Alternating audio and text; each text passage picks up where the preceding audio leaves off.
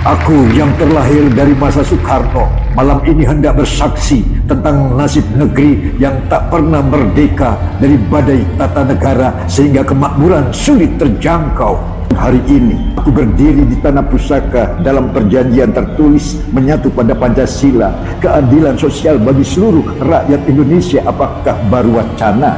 Dan aku membaca data dari Badan Pusat Statistik Republik Indonesia per September 2025, 23.360 jiwa masih didera derita.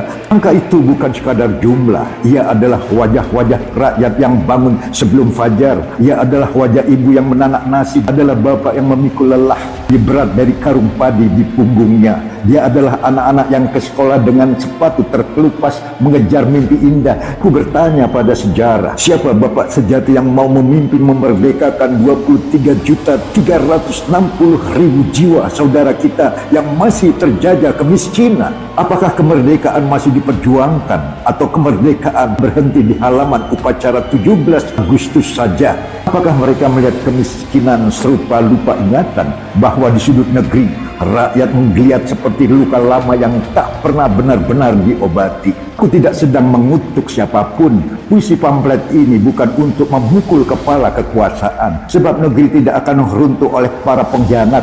Negeri sering runtuh karena kebiasaan kecil yang dibiar tumbuh menjadi besar. Korupsi sering dimulai dari bahasa sederhana.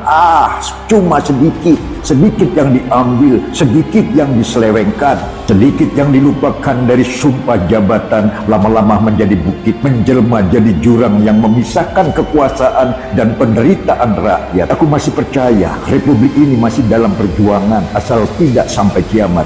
Di desa-desa yang jauh dari istana masih ada guru yang mengajar di papan tulis tinggal separuh. Masih ada petani yang berbicara kepada tanah seperti sahabat lama. Masih ada mahasiswa yang percaya bahwa ilmu lebih kuat dari tipu daya. Masih ada anak-anak kecil yang menyanyikan lagu kebangsaan dengan suara yang belum mengenal bahasa politik.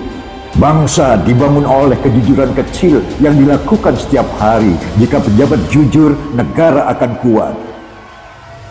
Dan suatu hari nanti, cucu akan bertanya, apakah negeri ini benar-benar merdeka? Semoga kita bisa menjawab tanpa menundukkan kepala.